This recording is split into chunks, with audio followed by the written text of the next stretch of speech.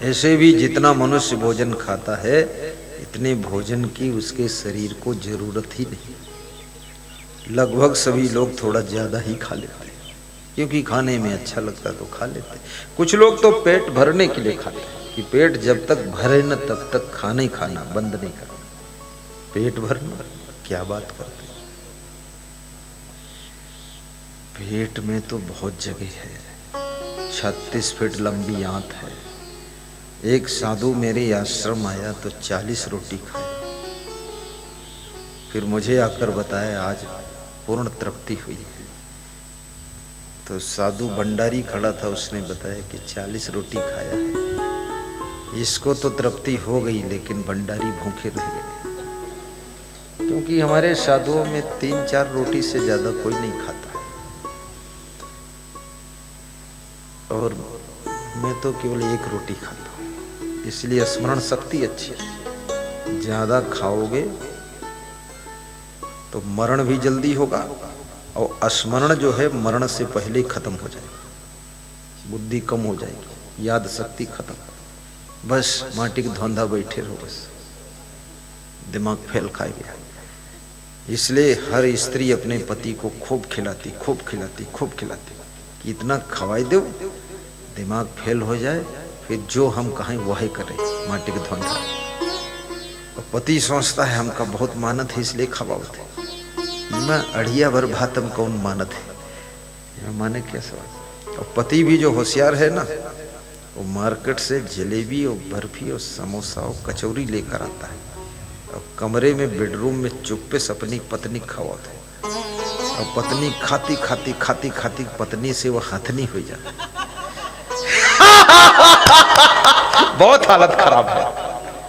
और वो सोचत हमका बहुत मानत है और तुमका वो पत्नी से हथनी बना दी। बुद्धि सब खत्म हो गई। पहले चिड़चिड़ करती रहे, चुप पे बैठी रहती, दिमाग काम नहीं कर रहा। बहुत मत खाना, बुद्धि घटे बहु भोजन खाए। हाँ सुन लो महात्मा, छोटे साहेब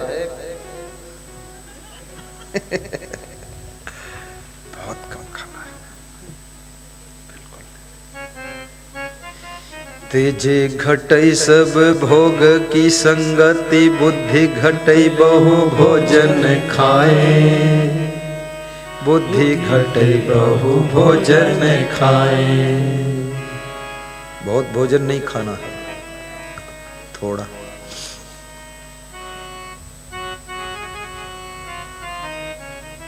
और बहुत विषय भोगों को भी नहीं भोगना है, कंट्रोल में, अन्यथा 40 साल में ही बुढ़ापा आ जाएगा, 30 साल में ही कमजोरी आ जाएगी, 25 साल में ही तेज विहीन हो जाओगे, चेहरे पे रौनक नहीं रहेगी, चमक नहीं रहेगी, पीले रंग का चेहरा हो जाएगा, पीलिया रोग। विषयन भोग भोग दुख कीन्हा, जितना ज्यादा विषयों को भोगोगे, शरीर का राजा वीर है, रजवीर, और राजा जब कमजोर होता ना, प्रजा धुंध बहुत मचाती है और पड़ोसी राजा भी आक्रमण करता है, तो बीमारियां बहुत आक्रमण करती है। ये क्रीम पाउडर लिपस्टिक फिस्टिक, इससे कोई सुंदरता नहीं बढ़नी है। जब शाम को मुंह धोगे तो फिर वही बदसूरत चेहरा है, और हर समय लगाए रहोगे इसको तो चमड़ी भी खराब हो जाएगी, कोई फायदा नहीं। कितने माताओं बहनों को मैं देखता हूं वो बहुत रंग लगाती है, गाल में रंग, बाल में रंग, मुंह में रंग, होंठ में रंग, हाथ में रंग, नाखून में रंग, पाँव में रंग, पेट में रंग, गाल में रंग, रंग में रंग, पूरा घर हो गया तंग। घर में छिड़ी जंग, रंगा रंग। अरे क्या बात है। हाँ, माताओं बहनों को थोड़ा सा, जिनकी शादी हो गई है वे होंठ में रंग लगा सकती है। क्यों लगाई जाती है होंठ में लिपस्टिक, जो भी लगाती है? क्योंकि जब दाल भात पकता है ना तो उसको देखना पड़ता है। तो भाप को फूंकती हैं, फूंक तो भाप हटती, तब देखती पका कि कच्चा। तो वो लिपस्टिक की परत जो है लार चूने से रोक लेती है, वही हम लार चुई फूक रही है, इसलिए लगाई जाती है। हाँ, अंगुलिन में यहाँ ये छल्ला मुदरी क्यों पहने जाते हैं? क्योंकि महिलाएं बर्तन मांजती हैं तो उसमें बालू से जूना से लेकर मांजती हैं, तो फिर उनकी अंगुली की चमड़ी घिस जाएगी, तो छल्ला जो है वही रगड़ता है तो चमड़ी बच जाती है, इसलिए छल्ला पहना जाता है। अब वो छल्ला को तो मान लिया है श्रृंगार, और मैंने इस पर बड़ा रिसर्च किया हुआ क्यों होता है ऐसा पहना जाता है। महिलाओं के गले में सोने का हार क्यों पहनती वह? पहले महिलाओं के नाम से कोई जमीन जगह नहीं होती थी, तो कभी पति ज्यादा तंग करे तो बेचारी दुखी हुई के चली जाए, तो कम से कम 2-4 लाख का सोने का हार साथ हम चला जाइए, तो जिंदगी तो जी ले नहीं, फालतू क्या करें। इसलिए गले में हार और चांदी की पायल। अब तो मैं महिलाओं से कहूँगा सोने की पायल पहनो, क्योंकि पैसा भी है, क्या फायदा चांदी में अटके रहो फालतू। और बिछिया बिछुआ, कान में कुंडल। राजस्थान में तो पुरुष लोग भी कुंडल पहनते हैं, तो हमने कहा तुम क्यों पहनते हो? बोले स्त्रियां पहनती, उनको क्यों नहीं पूछते हो? उनको पूछो। तो हमने कहा वो स्त्री इसलिए पहनती, बोले हम पुरुष हैं इसलिए पहनते। हाँ, बड़े बड़े कुंडल पुरुषों के राजस्थान, मारवाड़ में बहुत पहनते हैं। अच्छा हुआ कुंडले तक रुक गए, नहीं नथुनी पहन लेती। बड़े अजीब लोग। महिलाओं ने नथुनी तो निकाल दिया, और नथुनी वास्तव में खराब भी लगते, बिल्कुल घोड़ी की लगाम फालतू। उनका पहिरवे न करो, बस नाकम छोटा फूल पहिरो, अब गले का हार ठीक ठाक पहिरो, वजन कम से कम 10-20 लाख का पहिरो, बढ़िया है। और कभी खुश हो जाओ तो गुरु जी का दान दे दो, तो उज्जैन में आश्रम बने। बहुत सी माताएं बहनें हमको कान के कुंडल दान कर गई, बहुत सी माताएं पायल दान दिया है, बहुत सी माताओं ने बिछिया बिछुआ दान दिया है, बहुत सी माताओं ने सोने का कड़ा, चांदी का कड़ा दिया है। कि हमने कहा मैं तो पहनता नहीं हूँ। भले पहनो न पहनो, ये सब बेच के उज्जैन में आश्रम बना देना, तो हम भी आएंगे, कभी वहाँ कमरे में आराम करेंगे, और हम नया खरीद लेंगे, पुराना ले जाओ बस। तो हमने कहा अरे ये तो बहुत अच्छी बात है। दान छोटी मोटी चीज रही, और दान देना आसान भी नहीं। दान कोई बहुत दयालु आत्मा, विवेकवान ही कर सकता है। ये सबका बस का काम नहीं कि दान कर सके, क्योंकि जब लोभ पूर्ण रूप से मर जाता है तभी दान के लिए हाथ आगे बढ़ता है, और जब तक लोभ जीवित रहता है, दान करने तुम चलते हो तो भी वो लोभ रोक लेता है कि रुको, दान मत करो। और दान करने से आज तक कोई गरीब हुआ ही नहीं। जिस समय कोरोना वायरस पूरे विश्व में प्रभाव के साथ में फैला था, तो सरकार को भी दान मांगना पड़ा था, जिसमें 1500 करोड़ रतन टाटा ने दान दिया था। 15 करोड़ नहीं, 1500 करोड़, और 500 करोड़ मुकेश अंबानी ने दिया था। मुकेश अंबानी, रतन टाटा, गौतम अडानी सब दान दिए थे। वो आज भी अरबपति हैं, और अनिल अंबानी ने शायद नहीं दिया था, उनका बहुत घाटा हुआ है, फर्म सब डूबी जा रही है। दान देने से पाप, ताप, संताप, श्राप सब मिट जाते हैं, और आगे बढ़ने का रास्ता साफ हो जाता है। दान में शक्ति होती है। सबके घरों में मंदिर होना चाहिए। मंदिर में जिस भगवान को मानते हो उसका फोटो रख लो, गुरुदेव का फोटो रख लो और गुरुदेव की पूजा करो। सभी देवी देवताओं का प्रभाव गुरुदेव में होता है। गुरुर ब्रह्मा गुरुर विष्णु गुरुर देवो महेश्वरा गुरुर साक्षात पर ब्रह्म तस्मै श्री गुरुवे नमः। सब देवन के देव हैं पर ब्रह्म गुरुदेव, जिनकी कृपा अपार से भव बंधन सब छेव। और उसी मंदिर के पास में छोटा सा दान पात्र रख लो और जब आरती करो सुबह शाम तो उस आरती में जो तुम्हारी श्रद्धा हो दान डालो और फिर वो दान राशि दान पात्र में डाल दो। और फिर 6 महीने बाद गुरु का दर्शन करो, 3 महीने बाद दर्शन करो, 1 साल बाद दर्शन करो, तो दान पात्र गुरु के कर कमलों में अर्पित करो और वो राशि गुरुदेव व्यास गादी पर वर्षा करेंगे।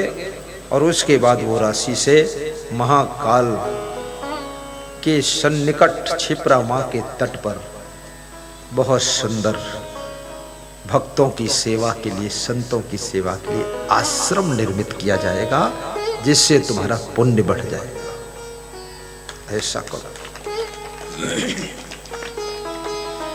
उज्जैन में आश्रम के लिए विज्ञान प्रोफेसर श्री दयाराम जी करेरा वाले आपकी ओर से बहुत बड़े दान का संकल्प है। कस्तूरी बाई खड़ी हो, उज्जैन में मेरे को भूल गया कितना है, तुम भी भूल गए। 2,21,000 का संकल्प उज्जैन में आश्रम बनाने। 50 बीघे जमीन खरीदना है, वो 5 करोड़ की। 25 बीघे में गाड़ी खड़ी होंगी और 10 बीघे में प्रवचन होगा और 2 बीघे में साधु संत का निवास और 1 बीघे में गुरु निवास और तुम्हारा निवास 5 बीघे में और बाकी जगह में भंडारा चलेगा। स्वर्ग जैसा आश्रम। इसलिए सभी लोग दारिद्र्य नाशनम दानम शीलम दुर्गति नाशनम, आपका घर मंदिर जैसा लगना चाहिए। घर में मंदिर का प्रभाव, भगवान को जो भोग लगाया जा सकता है वही भोग आपका भी लगना चाहिए और पवित्र भोजन बनना चाहिए। माताओं बहनों से नम्र निवेदन है, सफाई शुद्धता से भोजन बनाइए। कोई चीज को छुआ है तो हाथ धोकर ही भोजन सामग्री को छुए और बाथरूम वाली साड़ी अलग रखें, फिर स्नान करके दूसरी साड़ी पहनकर बनाए और नाक छिनक करके हाथ धोकर आटा मारे। जल्दबाजी में नाक छिनक कर उसी अंगुली से आटा मत मारे, नहीं तो ऐसा आइटम पड़ेगा रोटी में कि नमकीन लगेगा फिर। हाँ, बहुत गंदगी मत फैलाना। सफाई शुद्धता, सफाई करने में मेहनत तो है थोड़ा, ऐसी बात नहीं मेहनत ना हो, लेकिन जहाँ सफाई रहती है वहाँ नंबर 1 स्वास्थ्य रहता है, तंदुरुस्ती। नंबर 2 लक्ष्मी वहीं रहती है और नंबर 3 सुख शांति वहीं रहती है। क्योंकि सफाई वहीं रहेगी जहाँ आलस्य नहीं रहेगा, सफाई वहीं रहेगी जहाँ परिश्रम रहेगा, और जहाँ परिश्रम रहेगा आलस्य नहीं रहेगा, वहाँ लक्ष्मी तो अपने आप रहेगी, लक्ष्मी अपने आप रहेगी।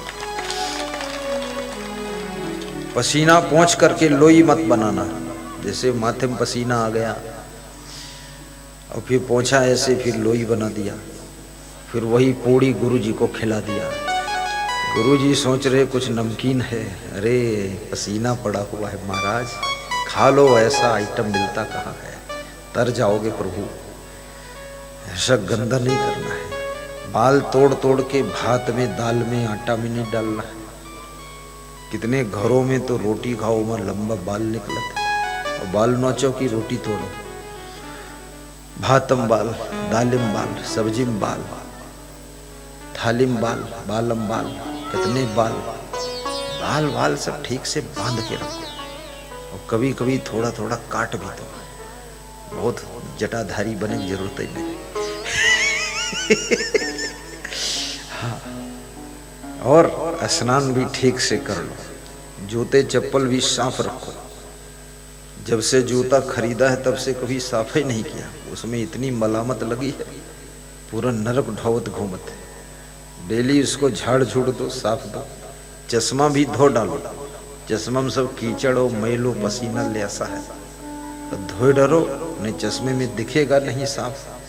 चश्मा भी डेली 2 बार धो लो, सुबह शाम।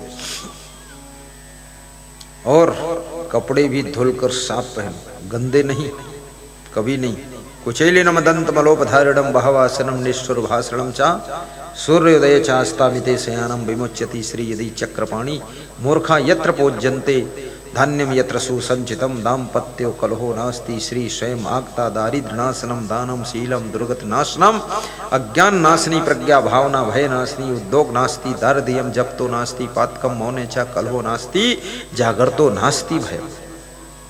ये सब वही मंत्र हैं जिससे आपके घर में लक्ष्मी आई। माता पिता के सवेरे उठकर चरण छो, सास ससुर के चरण छो, गुरु की आचरण छो, बड़े भाई का सम्मान करो, अपनी जेठानी का आदर करो, बुद्धिमानी से काम करो, देवरानी पर भी दया मया बना कर रखो, भाई भाई हिल मिल कर रहो। ऐसी गलती मत करो जो भाई के रिश्ते टूट जाएं।